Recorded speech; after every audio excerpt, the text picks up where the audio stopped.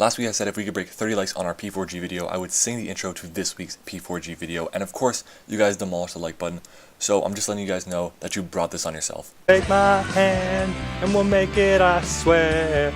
Oh, living on a prayer. What's up, Ocean? You got Matt here, coach of your Montreal Milotic, bringing you our Week 3 battle for the Pokemon for Glory Next Generation. Today we're facing off against Ultra Player, coach of the New York Metagross, and I would clap my hands and say hello, Internetians, but I only have one hand available, and after singing, my voice is kind of shot. So, I'm sorry about that, but like I said, you guys brought it on yourself. Next time I offer that, just don't expect me to be good, please. Anyways, today we're facing off against Ultra Player, like I said, and he's got a very scary team. His team consists of Tornadus Therian, Hydreigon, Linoon, Alomomola, Redsteel, Alolan Golem, Tapu Lele, Darmanitan, Virizion, Mudsdale, Frostlass, and the Fightinium Z, while we have the Celesteela, Rotomwash, Crocodile, Snorlax, Alolan Marowak, Girder, Mew, Raikou, Ribombee, Ditto, Haxorus, and the Steelium Z. He's got a very scary team, for sure. Darmanitan is spooky for us. What else is scary? Linoon is always scary now because of Stomping Tantrum, of course, and Belly Drum. Hydreigon, Tornadus, Lele, of course. But we have decent answers to his team. I think we're definitely going to have to run a few funky things this week to try and get a win. So let's get into the sets that we brought this week. So to start off, I'm going to click over here. Alright, so to start off, we have our Raikou here, Pedro Lucian, making its season debut. I'm actually going to get my notes out. So Raikou's speed is for Virizion or Frostlass, creeping max speed Mew. The reason I wanted that was because I felt like I want to have the extra bulk, because you're going to see why I needed the HP investment right now.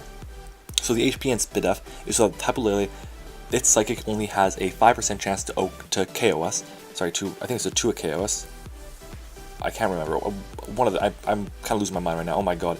But it's a 5% chance for us to be KO'd if it's Scarf and Timid in terrain. So that's pretty cool for us there. Next up though, I'll go over the moveset. So the reason why we have a sub Calm Mind is because we kind of beat his entire team, especially if we get up 2 Calm Minds and a sub. So that's that.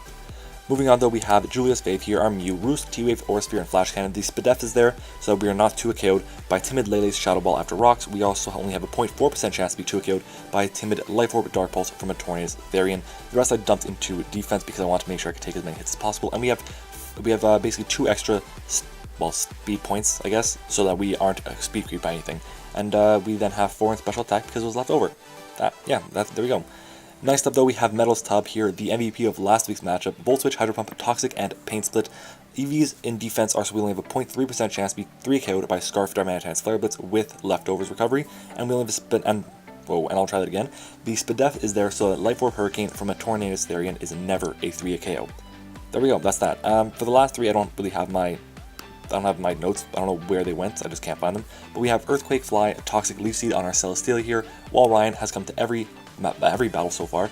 We have, I believe it's enough Spidef, I could be wrong, to not be 2KO'd by a Lele's Thunderbolt. I'm pretty sure that's what it is. I could be wrong.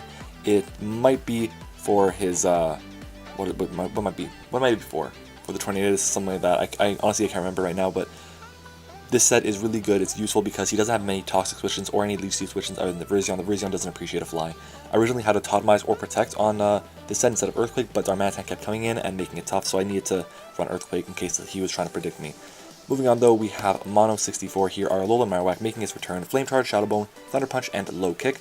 Low Kick is there because it OHKOs the Hydreigon, and a Spidef set of Hydreigon came this week in some labbing, so I want to make sure that I could get rid of that thing quickly because it was kind of a pain in the ass to deal with. Flame Charge is the only fire type I really need. It also helps us with speed. Our speed is, I believe, so at a +3 we outspeed Scarf Darmanitan. So, or Scarf Lele, I think it is. I really can't remember. I think that's what it is. Just don't quote me on that. Anyways, lastly we have Rockwall here, our Ribombee, making its 3rd appearance in 3 weeks, also coming to every week so far. Sticky Web, Moonblast, U-Turn, and Quiver Dance. Thankfully this thing gets Sticky Web this week because it's a really good setup. It helps us with the potential Darmanitan being Scarf, and that's an issue, of course. The Lele being Scarf, or even non-Scarf, is just slowing those things down is amazing for us. So I want to make sure that my slower threats can really outspeed and demolish those things.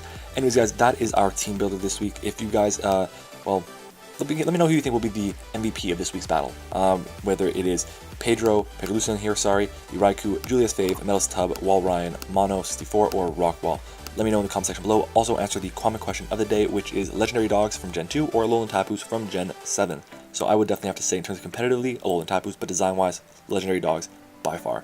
Anyways, guys, stay tuned for the battle right about now. Okay, ladies and gentlemen, here we are back with the replay. So as you can see, he brought the Tornadus Therian, the Darmanitan, the Mudsdale, the Alolan Golem, the Hydreigon, and the Tapu Lele. So I'm going to lead off with my Alolan Marowak. I felt like it's the best thing in the situation. It felt like the least valuable member of the team so far, so I want to make sure I got a ton of damage off with this thing as quickly as possible. And he's going to actually lead off with his green sleeves here, Tornadus Therian. So I'm going to click Shadow Bone here, even though I want to click the Thunder Punch.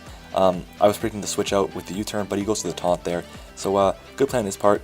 He actually lives this. He wouldn't have lived if we went for the T-Punch though. But that damage shows me that he's very defensive, he has a lot of HP investment, I should say. So he's probably like a max HP, very high speed investments, and the rest in like defenses. But I go for the Shadow Bone again on his U-turn, and he's going to U-turn again as I go for my low kick now. And I'm going to slow this down because it's going a bit too fast, even though it doesn't feel as clean. It takes too long. But anyways, I'm going to go for the low kick now, and this does about half damage to the incoming Mudsdale, and I predict him to go now for the rocks as he gets his stamina boost.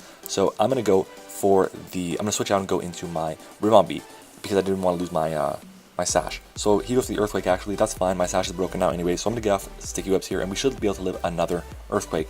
And unfortunately for me, he's actually going to go right now for the Heavy Slam, so that really does suck, but our Ribombee goes down turn like 5 or something like that.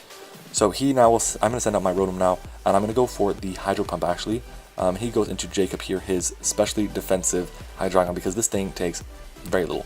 Anyways, I will go for the Volt Switch now, as he goes for the Roost here. Didn't expect the Roost, I expected the U-turn, so that's fine by me. I go for the Volt Switch, and I will now send in, I believe, my Marowak. Yeah, I send my Marowak here, because I don't think he's going to have Dark Pulse. So I now go for the low kick here, and he's going to actually Volt U-turn out into his Mudsdale. And unfortunately for me, not unfortunately for him, I crit him here with this incoming low kick. So as you can see here, he's going to go down now, and that's a crit. And I really didn't want to crit him because a Flame Charge there with the boost in what is it called? In speed, would have been able to outspeed this Darmanitan, because as you can see here, he is actually Life Orb. And the reason I know he's Life Orb is because 1, recoil damage, and 2, because a non-Life Orb Darmanitan would not be able to take us out there with the Earthquake. So that really does suck. Anyways, I send in my Rotom here, and I go straight for the Toxic predicting the incoming Hydreigon. We get that right, we land the Toxic, so we're in a great spot here a few turns into the battle. So I'm now going to go straight for my Volt Switch, I believe, as he's going to go for the Dragon Pulse, and this does very little damage to me. I'm not very specially defensive, I'm more physically defensive, and that is very little. So I go into my Pedro Lucian here, and I can really set up a substitute because I think he's going to go for the Roost or the U-turn, and U-turn will break my sub. So he goes for the U-turn, I go for the sub, it does not break the sub, and he will now switch out into his Lilo here, his beautiful Tapu Lele, and in comes the crazy terrain, which I honestly love. This terrain looks amazing. So it also looks pretty good on the layout with all that purple and pink. Anyway, so I go for the T-Bolt here, and I do paralyze him this turn, and that is really, really unfortunate because the paralysis makes it that that he won't be able to outspeed many things coming in later unless he has the aromatherapy. But it also lets me get a free comment pretty much. So he goes for the Psy Shock here, and I'm thinking to myself, I could let him go for a few more Psy Shocks, and I can try and get some subs up if I really because I want to not wear him down, but I want to try and make sure I get a sub up after I KO this thing. That'd be the best situation. So go for another sub, and he breaks through. That's unfortunate. Anyways, it's a 25% chance. I'm fine with him getting a few rolls, but I do want to make sure I get that sub up really badly. So substitute again. He will go for another Psy Shock, and he does take out the sub again. And then I will go for another sub here. I believe this is the last turn of Terrain, if I'm not mistaken. I could be wrong. Yeah, there we go. It's the last turn of Terrain. And I go for the sub again, and he will go for another Psy Shock. So now I'm like, well, Terrain is gone.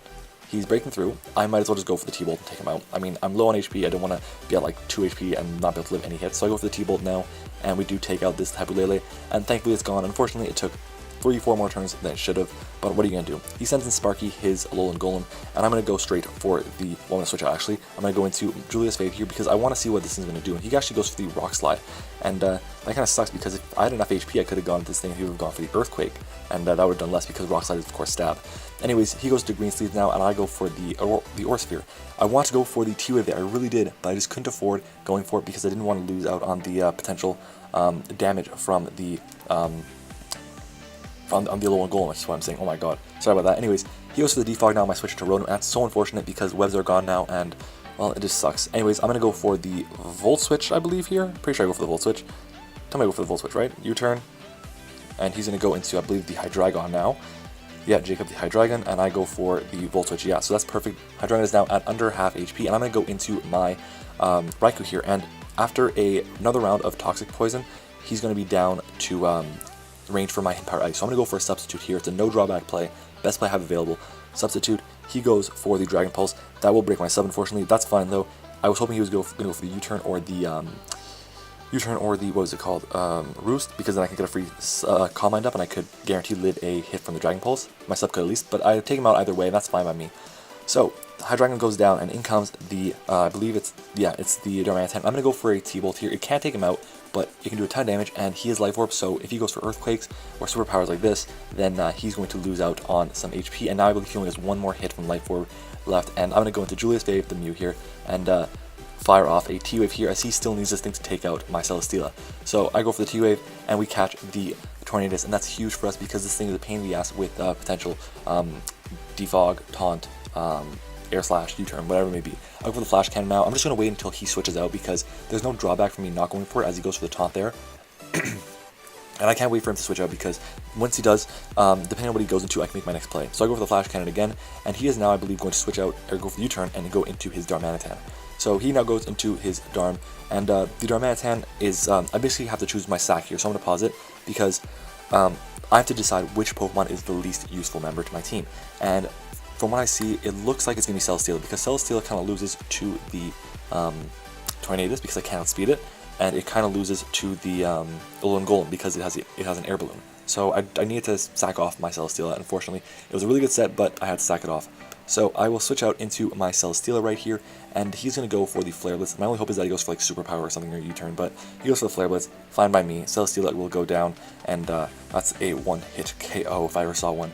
So Darmanitan will take himself out, which is good. That thing is such a threat, and he now goes into his Golem. I go into my Rotom Wash, and this thing will just clean up the game because Hydro Pump is an OHKO on this thing for sure. Thankfully, it goes down, and in comes the Tornadus, and the Tornadus has a decent amount of health left. We have like 90 HP, so I'm gonna like go for the Pain Split just to get some health back before he taunts me, of course. So I go for the Pain Split. He goes for the U-turn here, and at this point the battle is all but over because if he had another move, he would have gone for it. If he had Hurricane or something, he would have done that.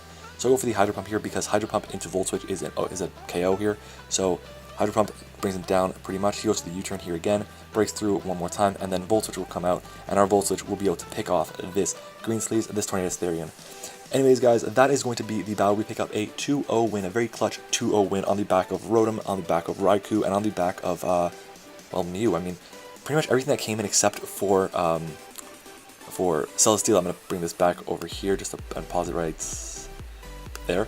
So, pretty much everything except for the Celesteela and the Ribombee did, like, amazing. Like, the Ribombee did his job getting up webs.